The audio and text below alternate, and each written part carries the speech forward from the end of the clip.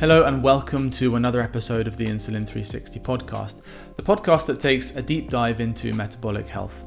I'm your host Joe, and today I've got another great interview lined up for you. We're going to be getting into the nuts and bolts of autophagy, so talking about this crucial cellular renewal process with regards to longevity and chronic disease risk and metabolic health. And to do that, I'm going to be talking to Nic Verhoeven from physionic.org. He's a cell and molecular biology researcher, and he's currently working towards his doctorate in molecular medicine. So he works day in, day out at an autophagy lab where they're running experiments to better understand this process. He's also got a master's in exercise physiology, and he's a certified personal trainer.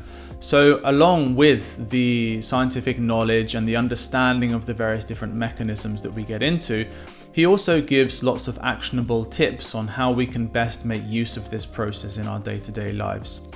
At the end, we also get into various different dietary fats and their effect on insulin signaling, his thoughts around saturated fats, monounsaturated fats, polyunsaturated fats, and putting that into context of daily life, of how this may affect us with regards to our insulin sensitivity and insulin signaling in general.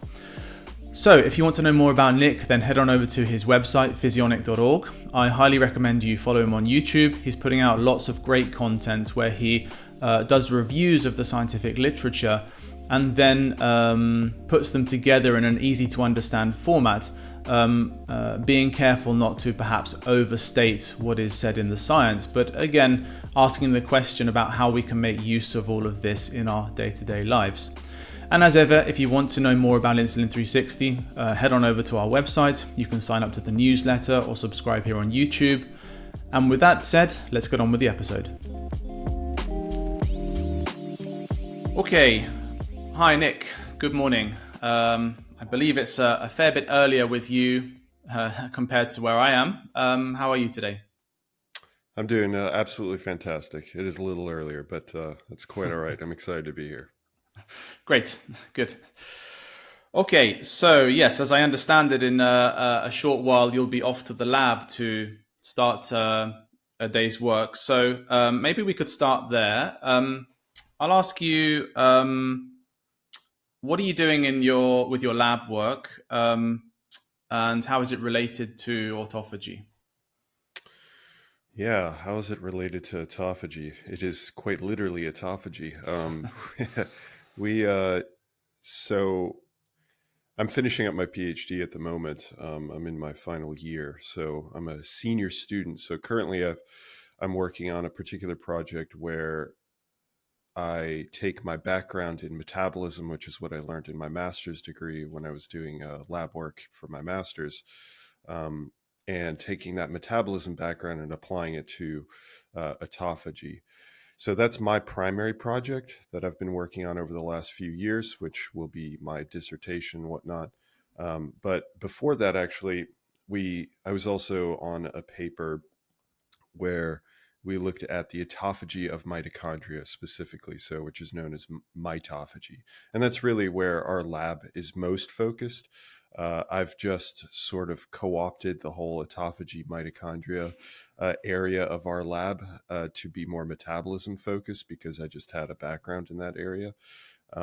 But typically what our lab used to work on and, well, exclusively worked on was just figuring out the mechanisms of how autophagy can be targeted to mitochondria and then to gobble up or destroy those mitochondria. Sure. Okay. So maybe a good place to start would be a definition of autophagy. So obviously it means self-eating or self-devouring, this process that happens inside the cell to clean out old machinery, to renew cellular processes, and also mitochondria. Could you give a definition of what it means then to have this process running? Yeah, sure. So you nailed it. Absolutely. It's self-eating, autophagy, but auto being self and then phagy being consumption. But there's actually multiple different versions of autophagy.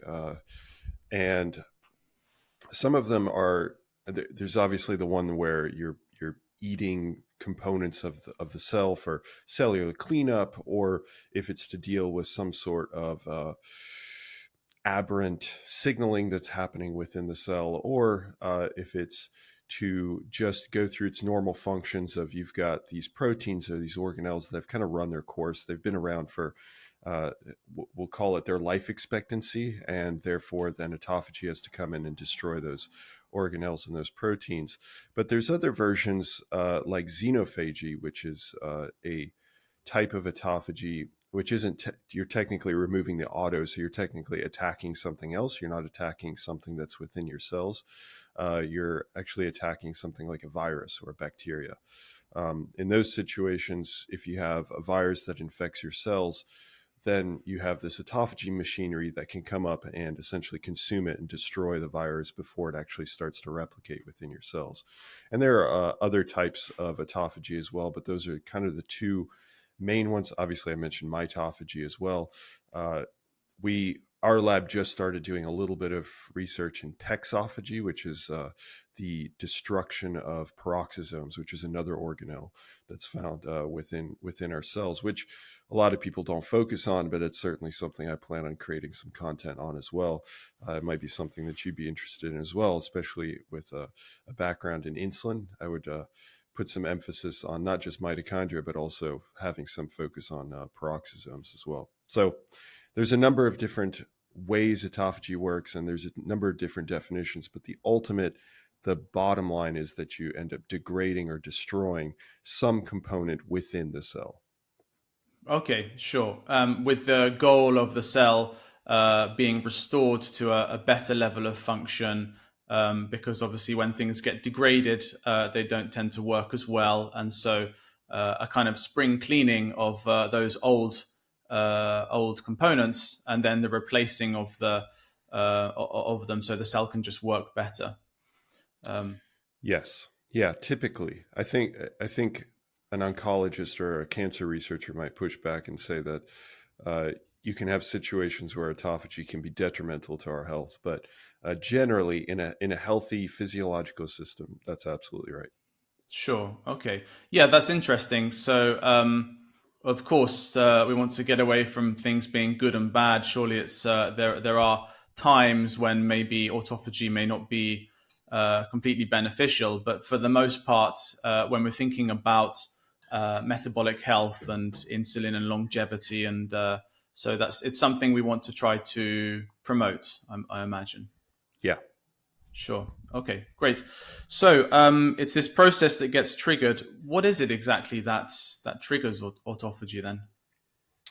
Yeah. So you can look at it from a few different levels. You can look at it from like a nutrient level. You can look at it from a molecular level. But I suppose the main, well, I guess I'll touch on both. So you have these molecules within your cells, and when I say molecules, I'm usually talking about proteins that have particular structures. They're made up of specific amino acids, let's say like 400 amino acids that have been stitched together, and then they've been stitched together in such a way that they have a particular conformation. They look a certain way. They're shaped a certain way. And because they have that particular shape, they serve a specific function within the cell. And some of those molecules, which I usually deem them master molecules, would be something like AMPK, AMP kinase. And AMP kinase is one of the big triggers of autophagy. So essentially everything gets fed. You have multiple signaling molecules, multiple, let's call them minor signaling molecules upstream of AMPK, and they will influence AMPK in one way or another through different tags like phosphorylation, for example, or through the binding of particular molecules specifically to AMPK. AMPK will then become active, so it'll change its shape just slightly, which turns it into more of an active state.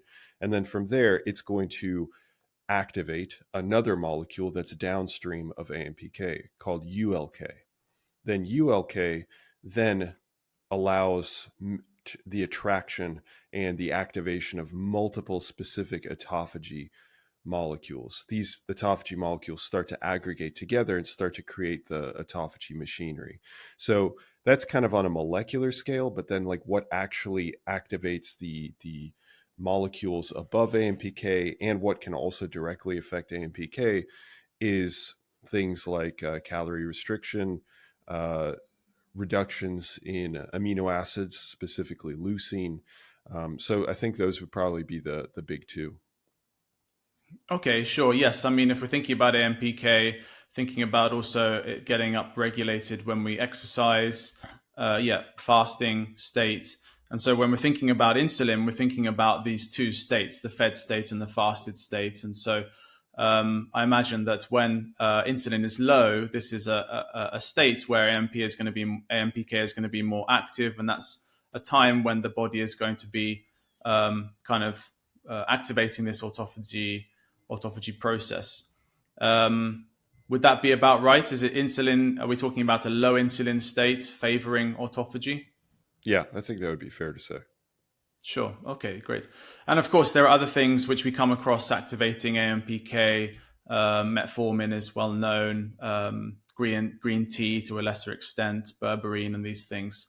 So does that mean that AMPK then is the kind of the thing we're aiming to activate? Is that if we want to try to improve or increase autophagy, are we thinking about everything which can be related to AMPK? Yeah, I think that would be. I think that would be pretty fair. They're probably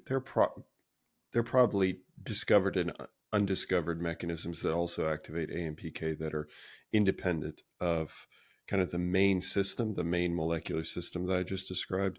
But I think that in broad strokes, I think AMPK, that's why I call it this master protein, one of several, is because it has such wide-reaching effects, and it has wide-reaching effects that can be positive beyond just its activation of autophagy. So I think generally, yes, but there are drawbacks to constantly trying to chase the activation of AMPK. So I don't want people to think that, I'll just activate AMPK and then that's going to solve all my problems. It's certainly not that easy. But in terms of strictly activating autophagy, aiming for something like the activation of AMPK would be a great way to go.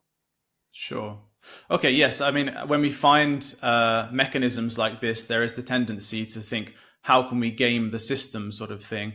Like I remember reading about NRF2, this wonder molecule that activates, antioxidant regeneration and things. But there are dangers to the overactivation of this system with, pharmaceuticals and so on.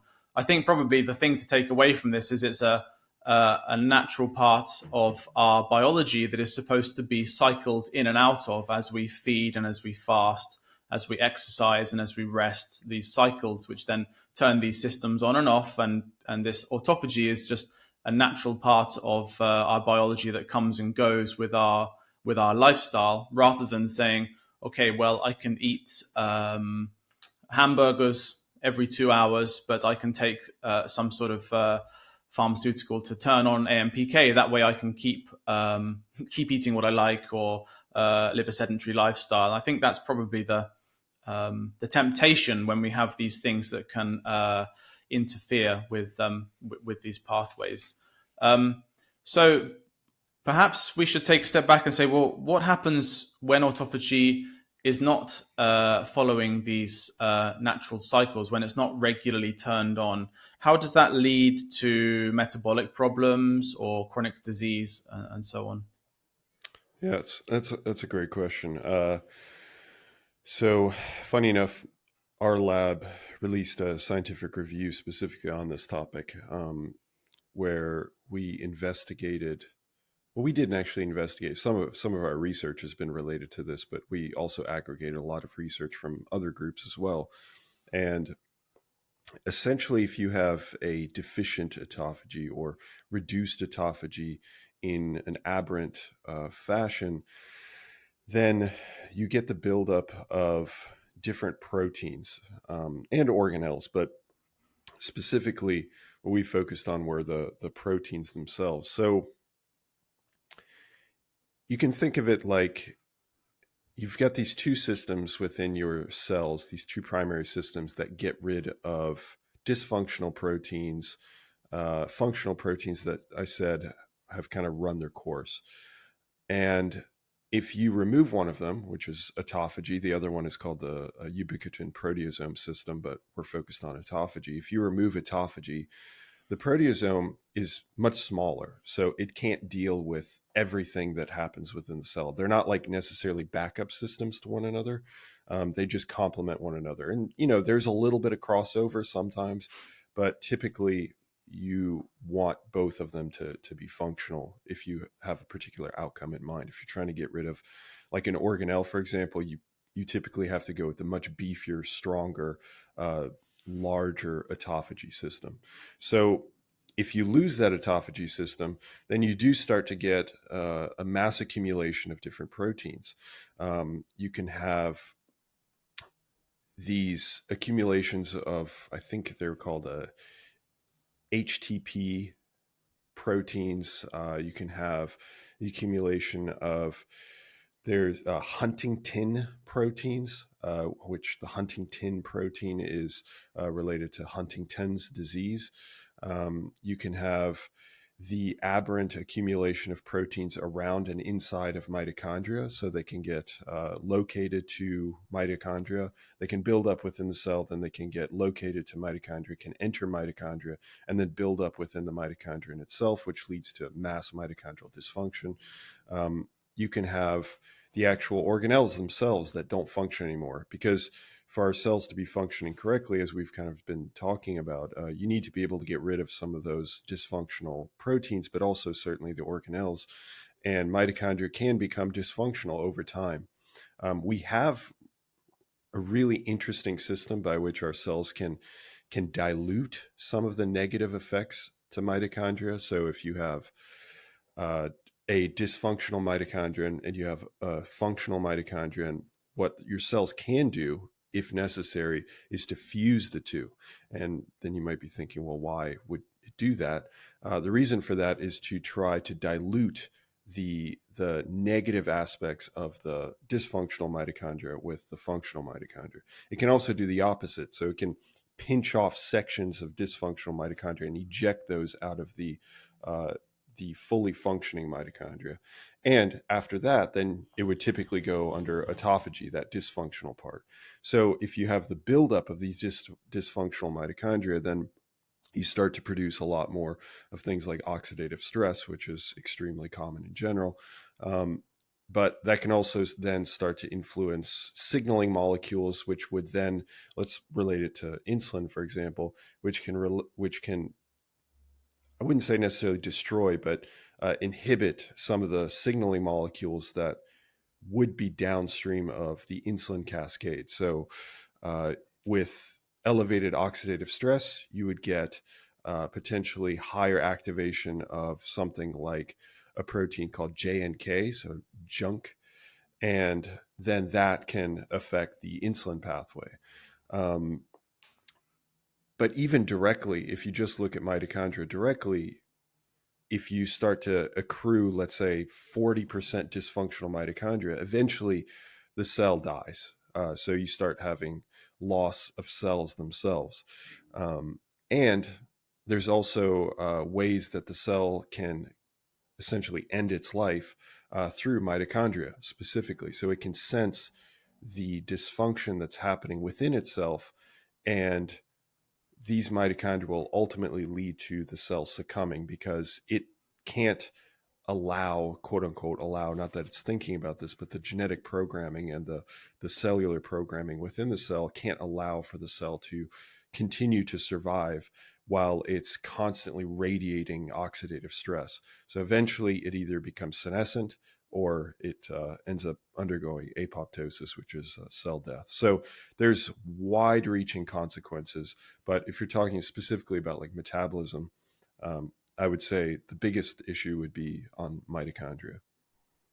Sure. Okay. Yes. Well, it's all related. I mean, so if the mitophagy isn't working, yes, like you're saying, buildup of dysfunctional mitochondria and then electron leakage, excess oxidative stress, and then that starts to damage all sorts of different processes in the cell. Also starts to inhibit, also proteins like IRS1 that get inhibited along the insulin chain. And I guess also, that oxidative stress is then going to start to damage other parts of the cell, and that's going to need even more autophagy to come in and clean that up. So it probably starts to become a bit of a kind of vicious cycle that kind of self-accumulates. And so you're saying at some point the cell just says, okay, enough. This cell is risking to become, for example, cancerous, or risking to become, severely dysfunctional. Then apoptosis sets in, and the cell disappears, dies. So then people were following this normal cycle of fasting and feeding. Autophagy gets turned on and off. Mitophagy activates, cleans out these old damaged mitochondria and other cellular pieces, and that keeps everything working functionally. And the thing which came into my mind was this is also related to overnutrition. Overnutrition could be a big driver of this issue, not only because it keeps insulin high and puts the brakes on autophagy, but also because it might cause proteins or increased oxidative stress, first of all from the mitochondria, but also protein misfolding from the endoplasmic reticulum. And so that would be one factor. What do you think are the main other factors which could cause these autophagy processes, particularly mitophagy, to break down? So overconsumption is a huge one. I would probably say that might be the main one, because there's another master molecule which plays off. You can think of AMPK and this one called mTOR to be very antithetic to one another. If one is more active, then typically the other one is less active, because the nutrients and the different factors that stimulate one tend to inhibit the other one. And the reason why I mentioned that, and related to your overconsumption point, is that when you do overconsume regularly, ultimately you end up activating mTOR a lot more, which has a direct line on inhibiting AMPK. So not only do those nutrients themselves inhibit AMPK, but they can activate mTOR, which will then deactivate AMPK.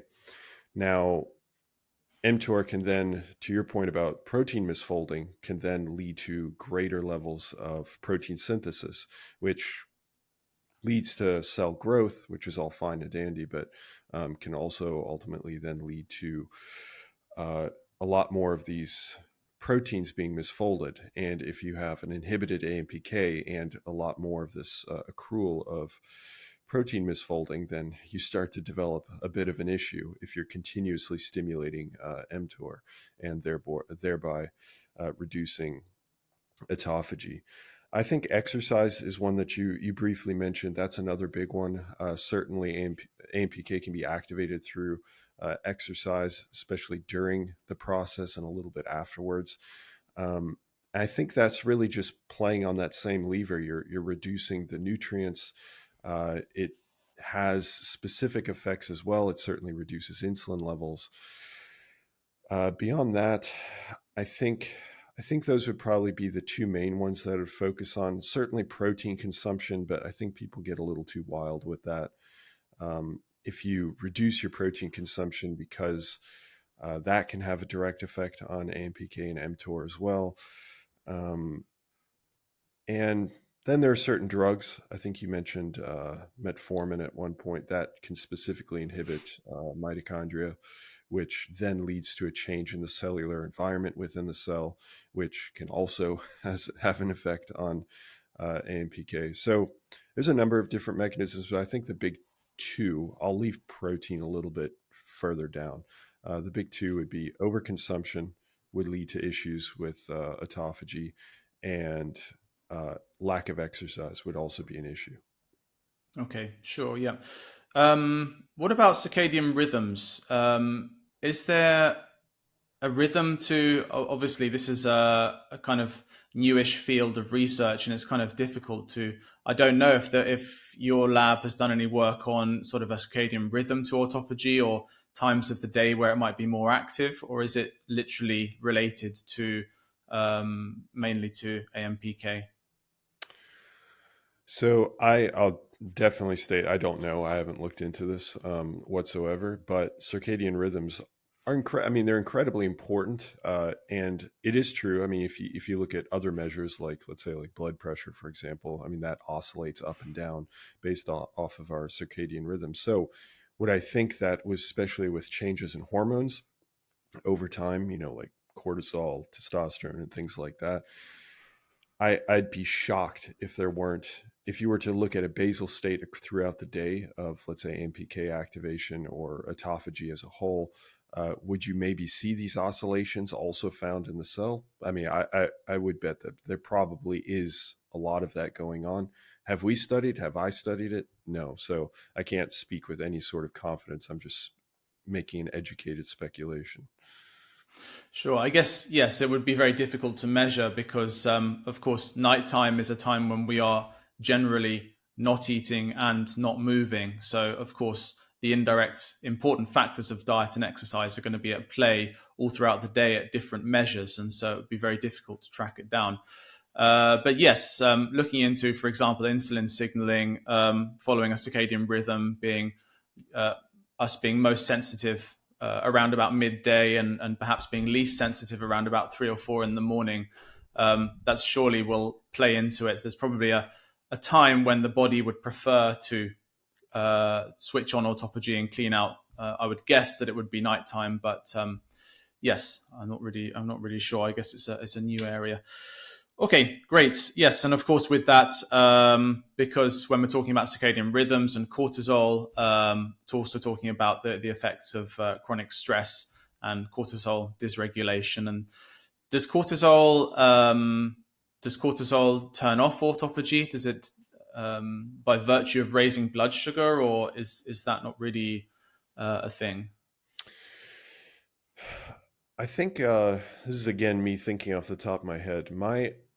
I certainly understand the effects of cortisol. Like, yes, there would be an increase in blood sugar, which could certainly enter the cells, which probably would enter the cells, and which would then lead to an increase in substrate available to then inhibit autophagy. The other thing too with cortisol is that you typically see an increase in amino acids over time if it is chronic. So depending on the amino acids, typically those are gluconeogenic amino acids. So is it possible that that's not directly having an effect on autophagy? Yeah, it's possible. But so I'm thinking about it from two different perspectives. I haven't actually looked at the literature on this, but on one hand, I think maybe on downstream tissues, let's say you get the release of cortisol, and then you start to have certain tissues that have to be degraded, right? If you're going to be removing amino acids, typically you have to degrade some sort of protein or some sort of component within the cell. So for that, maybe you would need to increase autophagy in those tissues, the feeding tissues, let's say, for example, like the liver, which tends to be the most sacrificing organ. And then maybe downstream, if you're talking about the effects that it has on some other tissues, let's say muscle or whatever it might have, then maybe you would have an inhibition of autophagy. I'm just speculating, but I do know that with an increase in substrate, you would have an effect, a downregulation of autophagy. So I don't know, but I think it's, if I had to guess, I would say that there would be a reduction in autophagy in most systems, but that's just an educated guess. Sure. I appreciate your speculation. Sure. It's a well-educated As long as you guess know that as well. it is. Yes, no, that's in fact something I like about your channel, and I'd invite anybody who's listening to this to go and check out Physionic and check out your YouTube channel, because there is what we know scientifically demonstrated in a lab in vivo or in vitro, and then there's what we can apply loosely to what we see and perhaps guess and imagine where we're going next. And I think probably it's underappreciated the amount of work and effort and time that we need to, or scientists need to invest into finding out these details. I mean, if we think about how much research has changed over the last 10, 20, 30, 40, 50 years, it was only in a few years ago, very recently in history, that some of these mechanisms for autophagy was nailed down. And, this was a process that was unknown not so long ago. So, yeah. True. So something we hear quite often is that if somebody fasts for, say, 18 hours, they're going to turn on autophagy. And is there any truth to that? Is there a way that we can measure in vivo and what's happening in somebody? Yeah, I get asked this a lot. This is a very popular topic for a lot of people. It, as with almost anything, it's a nuanced answer. But yeah, I mean, fasting overall, sure, it definitely increases autophagy.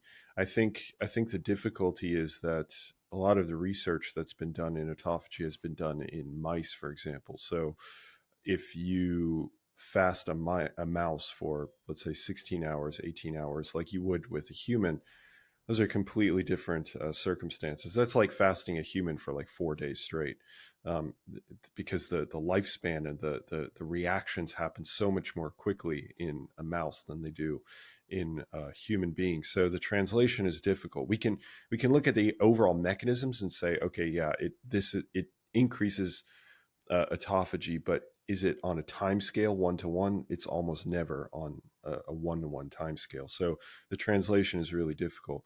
So the answer is yes, fasting does increase autophagy. The actual time scale is really difficult to tease out. There are ways that we could find out, but here's where more nuance needs to be applied, because let's say a person is interested in learning about autophagy specifically to remove, I know the beta amyloid whole idea with Alzheimer's is under attack at the moment, but let's just put that aside for a second. Let's just say the beta amyloid theory is exactly right, and that's the main issue. You have this buildup of beta amyloid in and around your neurons, your brain cells, and you're thinking, okay, well, if I have this buildup of this plaque, maybe I can use autophagy to get rid of it. The problem is that we can't determine the time frame for when you start to see that increase in autophagy in the brain, because we need actual samples of a person's brain to be able to do that. And most people aren't going to be too keen on giving up some neurons, because that would be an incredibly invasive surgery. But on the other hand, what we can test is muscle, because it's readily available across our body. So yeah, we can, it hasn't been done yet as far as I'm aware, but what would be a really cool experiment and pretty easy to do, actually really easy to do, it'd probably just take a few weeks, would be to just have people fast for, let's say, 16 hours. You could take a sample from their arm or from their leg. Their leg is the most typical. And then take that protein and then measure for different autophagy markers. And you could actually test for autophagy itself. So the big picture here that I'm trying to get across is, one, there's differences in how difficult it is to measure autophagy. And the second thing is that it can vary from tissue to tissue. So especially if you're talking about something like the brain, which is highly preserved. I mean, your body is trying to preserve the brain to the maximum ability that it possibly can. One of the chief reasons why we start to release glucose from gluconeogenesis is to preserve the brain. So, if you have these peripheral tissues like the muscles, the bones, et cetera, that they may have an autophagy reaction that maybe occurs much sooner than it might happen in the brain. So it may take 5 days of fasting for the brain to start seeing autophagy, and it may take only 10 hours or 16 hours for the muscles to start seeing autophagy.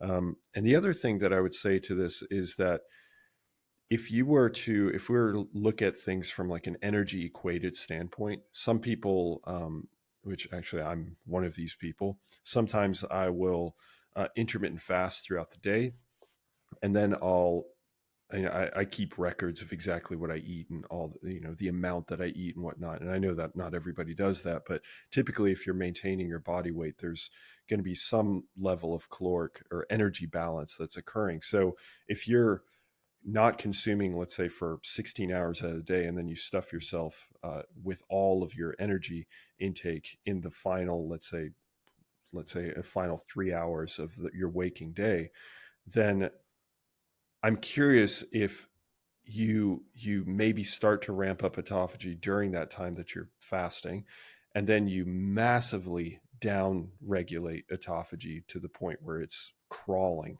when you're consuming so much energy dense food.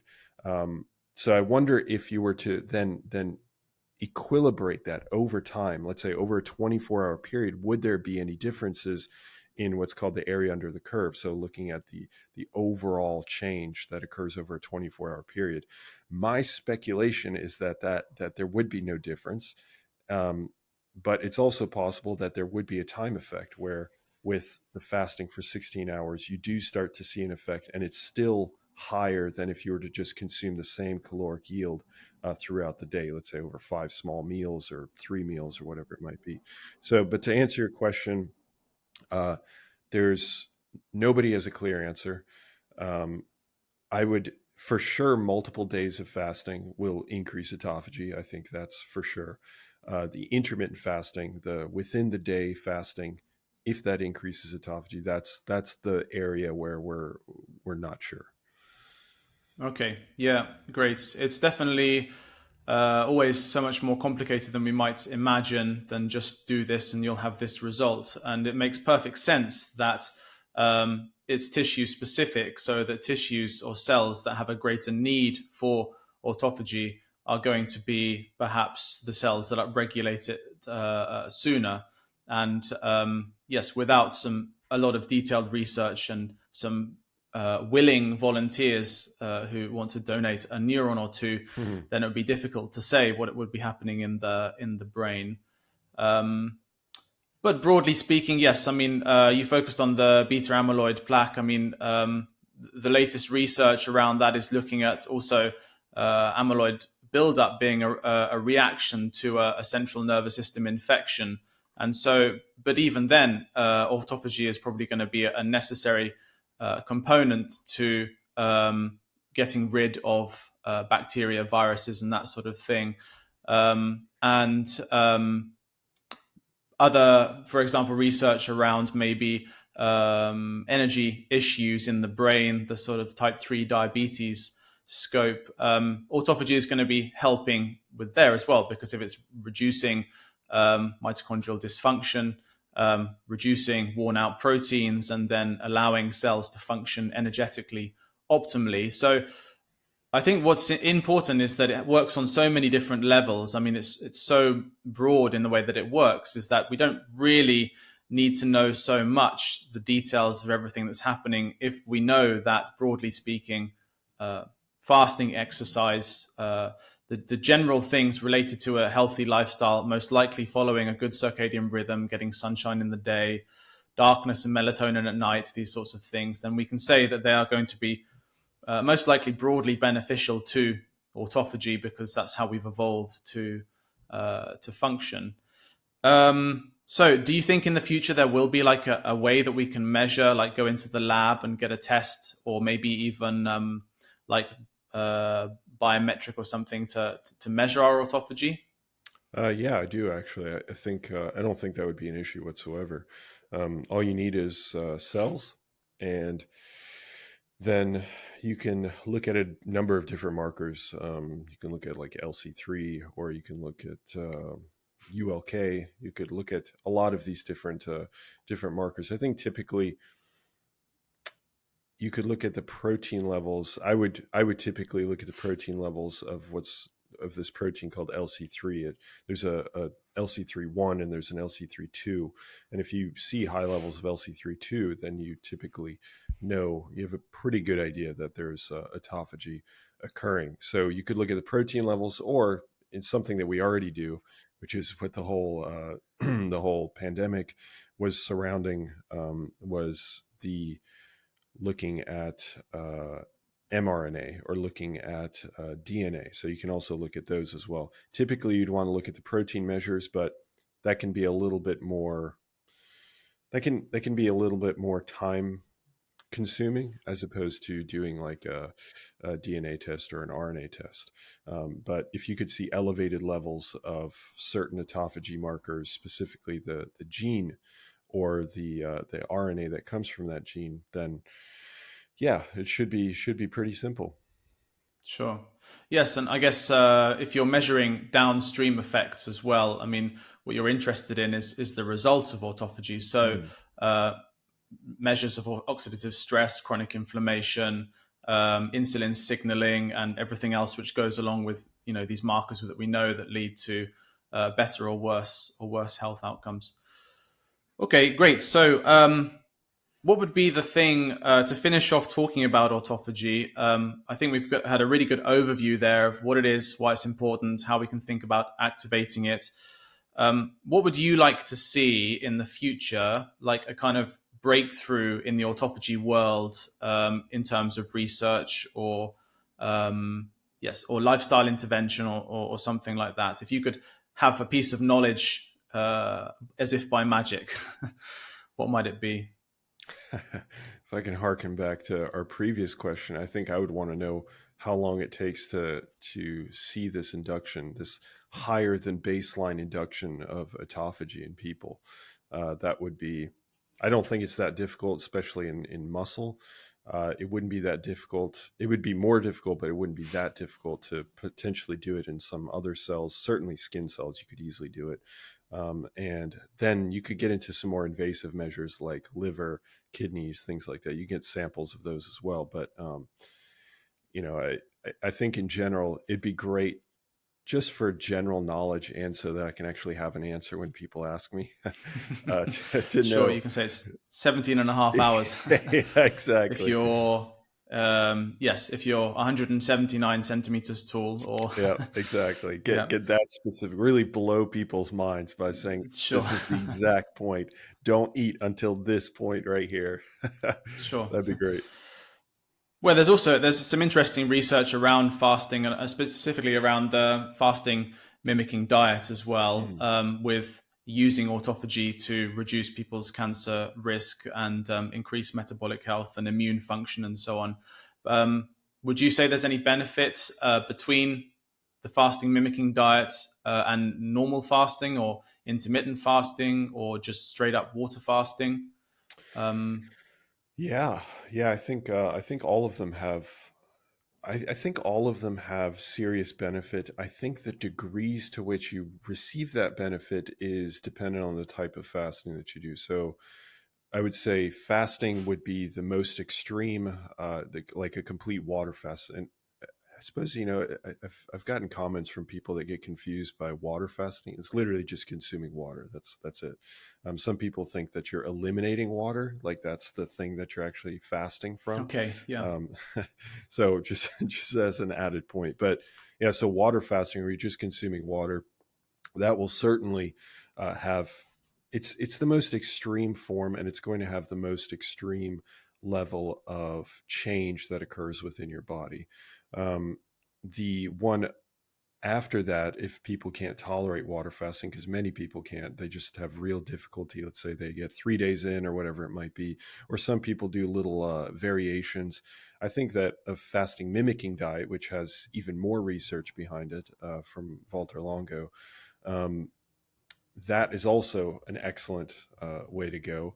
It allows you to consume a little bit of food, but there's plenty of studies at this point now, and certainly there are going to be more that have shown that fasting mimicking diets just 5 days, 5 days out of one entire month can have profound effects that last for well over a month, actually. I mean, I think the minimum they recommend something is like 5 days per 3 months, which is certainly doable. I mean, I could certainly do that.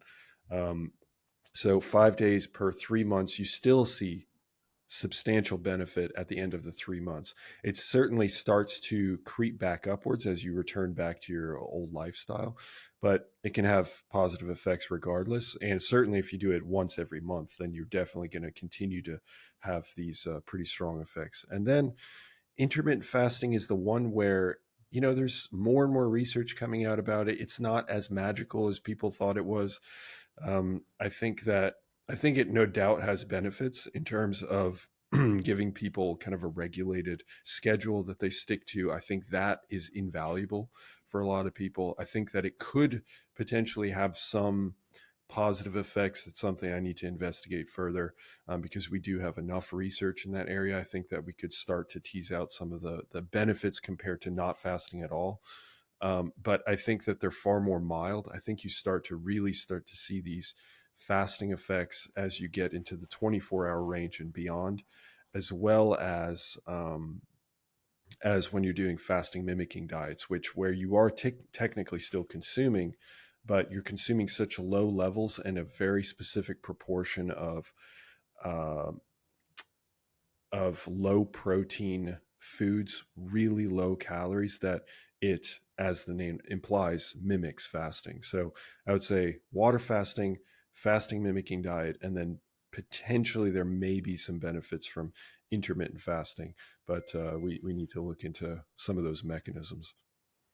Sure, right, yes. Yeah, I definitely found the fasting mimicking diets beneficial, um, but and not so easy as well, because I had a few metabolic challenges when I was starting out, and so it was a good initial start into yes, going at it in easy. I think there's the tendency to really push oneself and say, okay, now I'm going to do a water fast for the next 5 or 10 days or whatever. And I think that could be quite dangerous in some cases, because our metabolism, if it's been used to eating carbs and overeating and refined foods and whatever for a long period of time, then to suddenly jump into a fast, it's a shock to the system. So I think water fast, or the fasting mimicking diets, represents a good kind of bridge into becoming more metabolically healthy, improving fat burning or fat oxidizing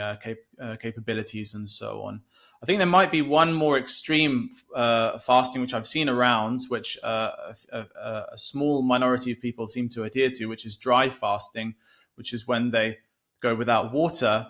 I'm not sure I feel so secure in doing that. People rave about the benefits, but I think this is also, from a research point of view, it doesn't seem that there's that much research perhaps behind that as well. That could be potentially quite dangerous. So, Yeah. yeah. Okay. So that's great. I think that's given us a lot of interesting information about that autophagy, and also how to apply it in our daily lives. Let's move on now to talk a little bit about different fats, because I was really interested in watching some of your videos about looking into the effect of different types of fat on insulin signaling and on metabolism in general.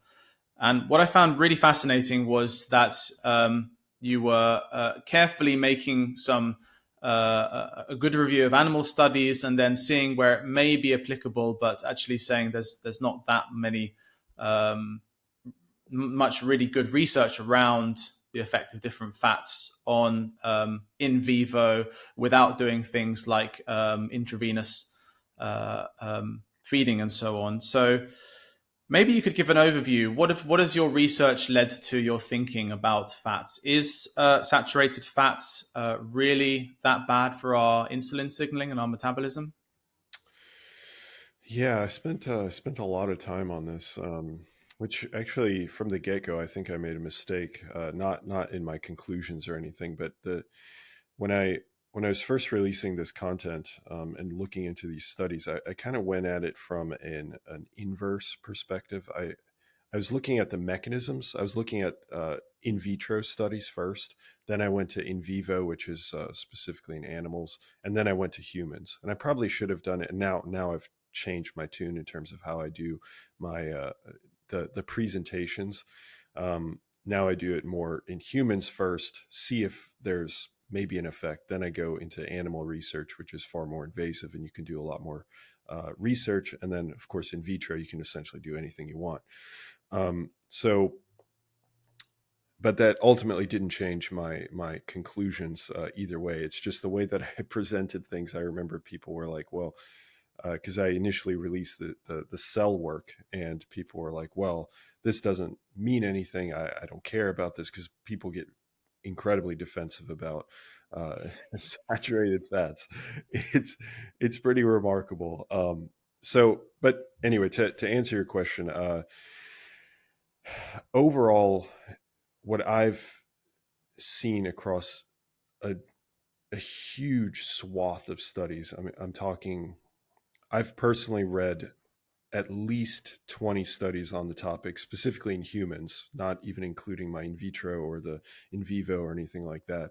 And almost all of them universally show that saturated fat is a negative for insulin sensitivity. And the better fats would be monounsaturated fats, which tend to be certainly better than saturated, but not as good as polyunsaturated. Polyunsaturated fats seem to just consistently show that they have the most remarkable changes in insulin sensitivity. If you're going from, let's say, a place of insulin resistance and you want to get to a point of being more insulin sensitive, certainly, I think you alluded to it, maybe this was before we started recording, but talking about the ketogenic diet, a lot of people jump on the ketogenic diet because they're removing carbohydrates, reduces blood sugar, obviously reduces insulin levels. And then the idea is then you become more insulin sensitive. And to a degree, there's a lot of truth to that, because you're consuming less carbohydrates. And therefore, yes, you will see reductions in blood sugar, and you'll see reductions in the requisite insulin that follows.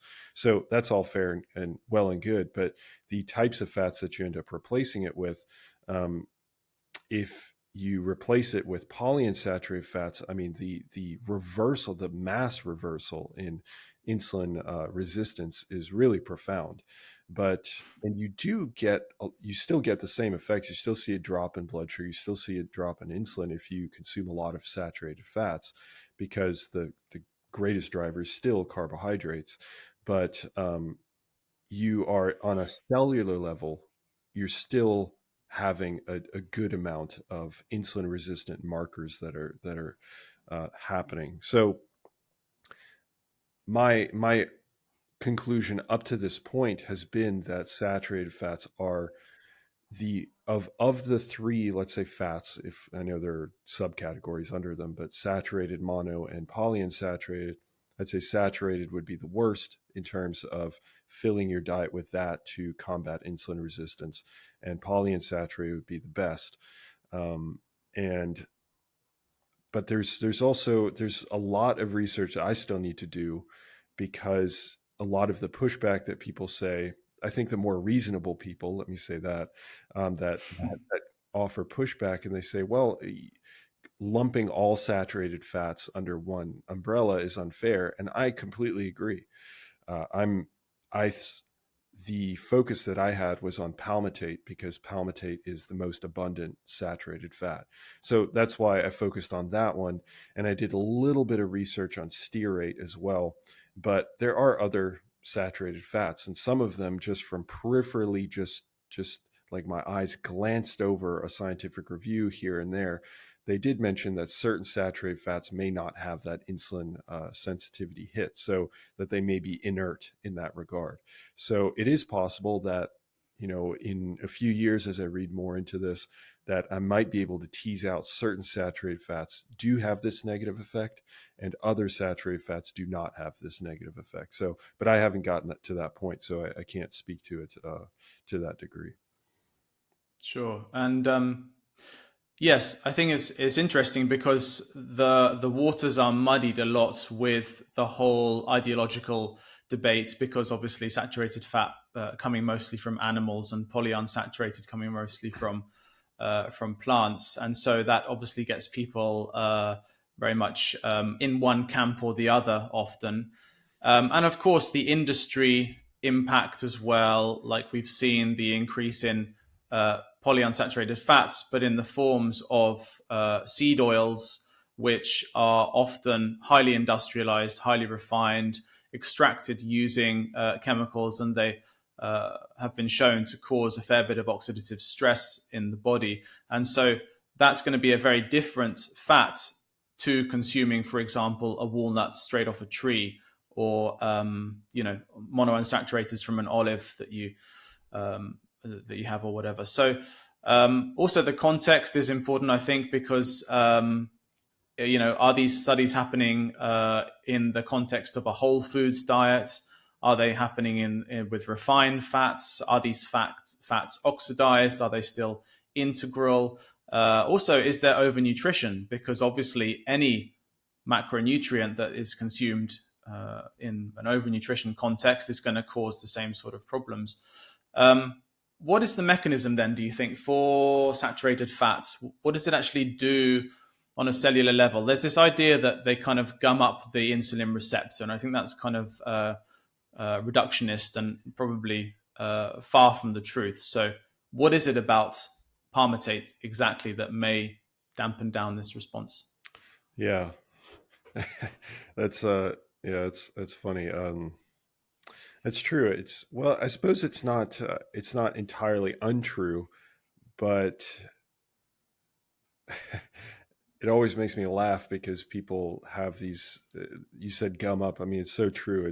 That's the way that people describe things. That's like the extent of the molecular knowledge. It just gums it up, Yeah. which always makes me a chuckle. Because yes, there's the kind of idea of chewing gum in a lock. Yeah. Well, that kind of makes sense. Right. You can't get the key in the door, and so you think, well, that probably applies to a very tiny lock as well. I mean, yeah, exactly. Yeah.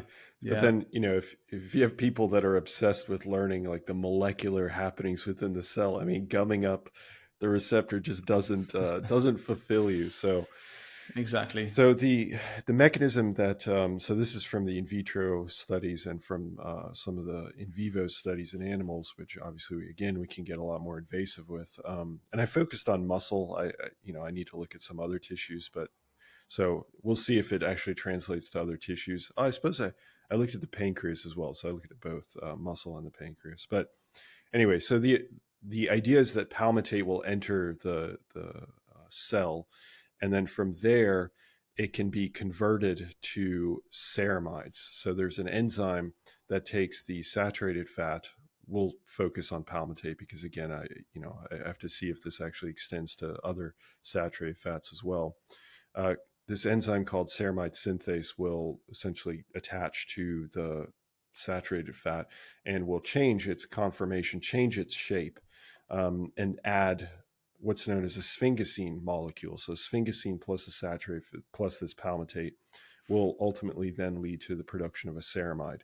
This ceramide, it's not that ceramides are necessarily horrible or anything like that, because I know some people get confused because they're like, well, I add ceramides in my skin serum, so does that mean that I'm hurting my skin? There's a lot of molecules that we produce, that we use, but if you overproduce them, then they can start to quote unquote gunk up the system, right? So you have another example would be like oxidative stress, like reactive oxygen species. You produce a little bit of them, and that's actually beneficial to your health because they help in signaling within your cells. They actually tell your cells, okay, make more of this protein, make less of this protein, whatever it might be. So same thing with ceramides. If you have some of it, that's good. They offer kind of a balance. They allow for signaling to happen within the cells. But if you start to produce a lot of them, then they can have negative effects. And the way that they have negative effects is that they can actually interact with this J&K protein, which I mentioned earlier for, I think, the autophagy section, where this J&K protein then becomes more active. And the activity, because of this interaction with this ceramide, leads to downstream signaling that ultimately ramps up oxidative stress. The mitochondria will start to generate a lot more oxidative stress. Also, on top of that, palmitate needs to be oxidized. So as it enters the cell, another mechanism is that it can go to mitochondria and start to overload mitochondria to the point where, it kind of goes back to one of your points earlier of the overconsumption, but it's kind of the overconsumption of a molecule that needs to be eliminated quickly. So the mitochondria then start to produce oxidative stress, which I think you also pointed this out, that you start doing damage to all the other sections of the cell. And then finally, there was another one where I think it was ceramides, or maybe ceramides directly, or it was J&K, that can feed back onto this IRS molecule that I think you mentioned again. The IRS molecule being the molecule that's found on just the other side of the cell membrane, so of the insulin receptor. So the insulin receptor, for anybody listening, I know that you already know this, but for the insulin receptor that's embedded inside of the cell membrane to translate a signal from the insulin binding to the insulin receptor outside of the cell to then translate that signal into the cell. It's not insulin that's actually entering the cell. It's just being stuck to the outside of the cell through this receptor. There's a conformational change of the insulin receptor, which then leads to the attraction of this protein, this molecule, IRS, or insulin receptor substrate. And there are different tagging points on that IRS molecule that will then either allow or disallow it from continuing the signal to the rest of the cell, to essentially to think of it like a trumpeter, like trumpeting the arrival of insulin. It'll either do it or it won't do it. And ceramides and J&K, specifically, I know J&K, but possibly specifically through ceramides as well, you have J&K will feed back onto that IRS molecule and phosphorylate it, or add a phosphate group to a phosphate tag to that IRS molecule, which will tell that IRS molecule ignore the binding of insulin on the outside. So then you do not have that translation of the insulin binding to the insulin receptor, which then means if you were to then just take that one layer higher, right, then that means that the pancreas then has to start pumping out more insulin because the glucose is not being removed out of the bloodstream. It's not going into the cells. It's just staying in the bloodstream, which then feeds back onto the pancreas, because the pancreas senses the amount of glucose that's available, and then it starts to pump out more insulin. And you just have this repetitive cycle as you have to have more and more insulin that binds to the insulin receptors to slowly overcome this J&K signaling onto IRS, because as IRS binds, then you're getting more and more of this inhibition, and it just perpetually happens over time. So that's I'm sure there are other mechanisms as well that I'm not aware, but those are kind of the big 2 or 3 that I was able to discover through reading in the literature. Okay. Yeah, it's interesting that that's a particular palmitate that will increase the ceramides inside the cell. It reminds me of some of the research, the seminal research by Gerald Shulman looking at diacylglycerol, doing something similar, feeding back and phosphorylating on the serine, threonine to dampen down that insulin signaling as it builds up in the cell. And so these kind of fatty substances, ceramides and diacylglycerol. I guess the thing which interests me is, why are they building up? And as you allude to, that's could be excess, like just too much substrate inside the cell. And so there's also a kind of homeostatic regulation, because it's almost like if the cell is receiving too many nutrients or too much inside, then it has this mechanism for turning down insulin signaling and maybe limiting the amount of resources that can come into the cell, and therefore protecting itself against oxidative stress. That's a great point.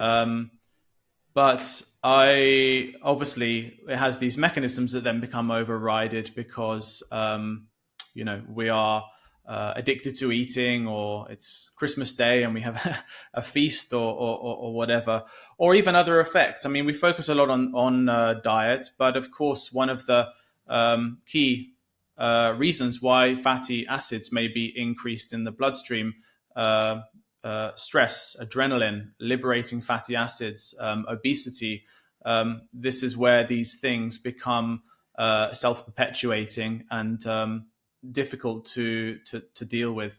So Yeah, it's interesting how there's that difference between fats, and it'll be really interesting to see where that research goes and fleshing it out a little bit as exactly why that happens. So, how does that research inform your daily choices around nutrition and what you're eating?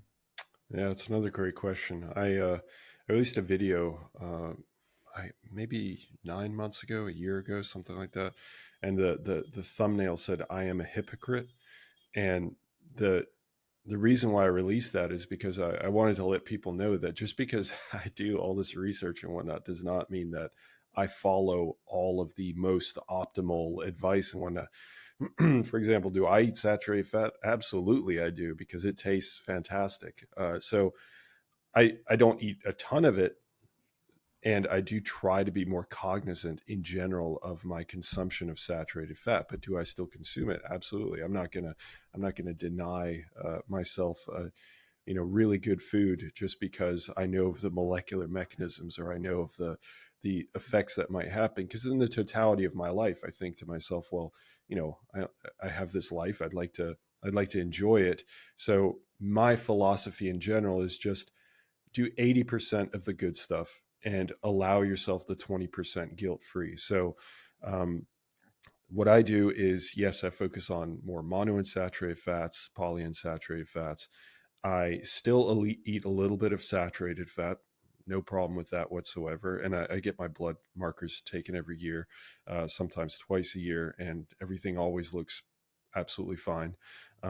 The big thing for me is to create some sort of metabolic sync, which is an area that I still need to release a lot more content on. But muscle growth is unbelievably important, and the process of muscle growth. So just exercising in such a way that you're pushing your body to be in this stress environment to accrue this tissue, to accrue this musculature, which then essentially draws on the fatty acids, draws on the blood sugars, draws on all that stuff, and it protects you. I mean, to have an elevated need for energy does protect you. So I think that's my number one thing. I exercise and I make sure that I'm pushing myself to the point where I'm constantly progressively overloading. So that's number one in terms of a habit. And the second thing in terms of nutrition is this 80-20 rule where I eat 80% of the stuff that, as I'm discovering things, I try to stick to those things. Again, the monounsaturated fats, polyunsaturated fats. I do eat carbohydrates. I realize that some people love to stick to a ketogenic diet or a low carbohydrate diet. Perfectly fine. There's no problem with that whatsoever. But for me, I like to consume carbohydrates, so I eat a good amount, and then I try to keep my protein elevated, but not like astronomically high. I typically aim for, it depends on which kind of quote unquote season of my body changes that I'm trying to make. So I'll have a quote unquote season where I'm trying to build and grow more muscle, in which case I'll typically actually lower my protein intake. I realize that sounds a little counterintuitive, but I just try to maintain a level of protein intake that is scientifically proven to maximize my gains without over consuming protein, because then I start to have that satiety effect, which I'm really trying to avoid if I'm trying to add weight. And then if I'm trying to lose weight, which I currently am now, I increase my protein intake, and that alone, just that increase in protein intake to I consume about 1 gram per pound of weight. From that point on, you're already starting to cut into the carbohydrates. You're already starting to cut into the fat, so that naturally starts to reduce them in general. But then, of course, I reduce my energy intake overall, and then I take that away from the carbohydrates. I take that away from the fats. So I think exercise with the goal of gaining musculature. And it doesn't have to be specifically that. It can be exercise for cardiorespiratory fitness as well, which is extremely important. Um, the other thing that I do is to make sure that that I have some sense of what I'm eating, just kind of peripherally, not, I don't have to be obsessed, weighing everything or anything like that, which I used to be, but now I've relaxed quite a bit on that. So just being cognizant of, I'm approaching the ceiling of what I want to eat today. So controlling my overall intake, regardless of the macronutrient distribution. And 3, just being kind of peripherally aware of the macronutrient distribution. Just making sure I'm eating, for me, carbohydrates, the adequate protein being my number one that I try to focus on, and then whatever fats. And if I'm traveling, if I'm having fun with friends, I will absolutely eat cheesecake. I'll absolutely eat the burgers or whatever it might be, and just have a fun time, because it's not going to be something I'm going to be consuming every day. It's just going to be something that I consume every once in a while. I know, I don't know if you're familiar with David Sinclair. I think at one point, he's a Harvard researcher, for anybody listening. He talks about longevity. He does a lot of research on longevity. I think at one point he said, like, he doesn't eat anything. Is it David Sinclair? Or is it, I'm getting it confused with someone else that I listened to on a podcast, but I think it was him, but I could be wrong. He was talking about how he doesn't eat anything good whatsoever. He doesn't eat cheesecake. He doesn't eat absolutely nothing. And I'm thinking to myself, like, what kind of life is that to live? I think to myself, what's the psychological effect of that? Could that actually ultimately backfire to the point where you're so obsessed about the minutia that you stress yourself out? And then, if we go back to our cortisol conversation, that you start to ramp up this constant need to micromanage everything around you when it comes to nutrition. I think that can lead to some negative effects. But again, pure speculation on my part. I don't know, but it's just a thought that I have. Sure. I'm sure that it can lead to some negative effects. Yes. I mean, the interesting thing is that it's all about context. Like you say, if you are exercising regularly, as we've evolved to do, then the saturated fat issue may even become a non-issue, because if you've increased your muscle size, if you've increased your mitochondrial density, then, like you say, you're going to have this a much larger sink where to put these nutrients. If, on the other hand, you're leading a sedentary lifestyle, you're dealing with mitochondrial dysfunction, you're dealing with poor metabolic health, then these choices may become much more important, because you may be suffering more from these particular macronutrients or maybe even micronutrient deficiencies, which stop those from working properly. I remember some research looking at typically high-level athletes, and they were surprised to find that they had lipid droplets or collections of lipids in their cells, which looked similar to diabetics. But then when they looked at it further, it was all about the flux of those lipid droplets, all about the fact that they could generate them and remove them quickly, and it became a positive adaptive feature rather than something like ceramides or diacylglycerol that's hanging around causing problems. I remember. So this idea. Okay. Yes, I remember that paper. That was a really interesting one. It was also the location of the lipid droplets. So in obese individuals, the location of the lipid droplets was near the sarcolemma, so near the cell membrane, and the location for the triathletes and these heavily trained individuals was right next to mitochondria. So it was almost like it was this huge reserve of fat that the mitochondria could then feed off of, because they were in such close proximity. I thought that was such a cool discovery. I'm glad you brought that up. It's an incredible adaptation. For sure. And also the social aspect. That's a really important point, because when I was sicker, I used to be much more strict. I had done keto for a while. I'd done many different diets for a while. And I believe they helped me in that moment, because I was limiting things that would have been far more detrimental to my health. But as I've improved in my health and relaxed a bit, and of course I'm living in Italy now, where there's no shortage of very tasty carbohydrates. Every now and again, now going out with friends and having a pizza or whatever is beneficial to my health, especially if I, for example, have a little salad beforehand, a little apple cider vinegar, Perhaps I've been exercising earlier in the day, so I've got a bit of a deficit, an energy deficit going on. And so that's really beneficial to share time with friends and to socialize. And that's one of the key things that comes up from, for example, the blue zone studies. There's a blue zone not far from here in Sardinia where the guy is stopping at, for example, yes, these people often stop at 11 or 12 in the morning and have a snack of a piece of pecorino cheese and some red wine. But what they are doing is they're having that together with other people and in the context of a very busy day. I mean, even up until their 80s or 90s, many of these people are still, the men are out at 6 in the morning herding the sheep. They've already walked more than probably I walk in a in a whole day, just in a few hours of the early morning.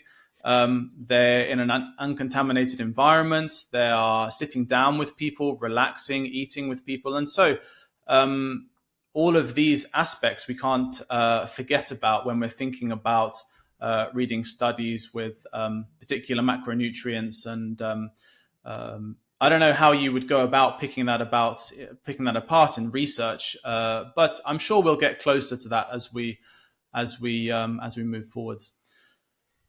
Yeah. So I'm just aware of the time. You've been very generous with your time so far, Nic. So just in closing, what do you think your next few months or even years of research is going to be focusing on in the lab? In the lab, probably nothing else. I think my calling in general has been in teaching professorship. So I've been doing some work as a teaching professor as well as at a different university. So I'm going to be enjoying that mainly because I enjoy reading and analyzing research a lot more than actually performing research. Not that performing research is not enjoyable, it is, but it takes a lot of time, and I just find myself fascinated by reading research and actually analyzing it far more. I think I can gather information for myself and to help others in a teaching format at a far, far greater degree than, multiple magnitudes if I just do away with research. So for me, I think after my dissertation, I'm probably going to be just about done research wise, at least in any sort of major capacity. But in terms of what I'm reading, I'm currently have a number of different investigations open. One of them is, which may be of interest to you and your audience, would be to look at LDL particle size. So I've been reading, I think I have about 10 studies open at the moment where I'm trying to distinguish the harmful effects of small LDL versus large LDL sizes and the oxidation process. So I'm in the midst of learning about that.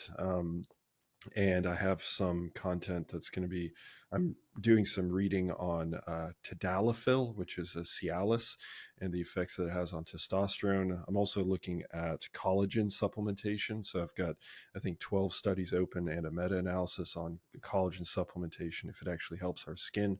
Does it help reverse some of the skin aging? And a few others that I can't think of off the top of my head, but there's going to be quite a lot that's going to come out in the next several months. Great. Okay, yes, I look forward to that. I enjoy your summaries. They're very, very useful, and I'm sure that's. I can see why you put more focus on the teaching aspect and bringing that information and summarizing in a successful way. So, where can people find more about you? There's obviously your YouTube channel. Do you want to point people to that, or to your website, or where can people find out more? Yeah, I honestly, whatever is most convenient. If you just type in Physionics, PHYSIO, physio, and then NIC is just my abbreviation for my name. I just stuck them together, so Physionic. You can, whatever, if you use Instagram, you can add me on Instagram. If you use YouTube, you can follow me on YouTube. Whatever floats your boat. Sure. Okay. Well, thanks so much for your time. This has been really interesting. Really great to have you on. And good luck with everything. Good luck with your future research. Yeah, thank you. This has been a lot of fun. I think this podcast is such a great idea, especially the focus that you have for it. So I'm really excited to hear the future episodes as well. And thanks for having me on. It was a real honor. Great. Thank you. Yes, we'll be in touch in the future. Thanks, Nic. Thank you.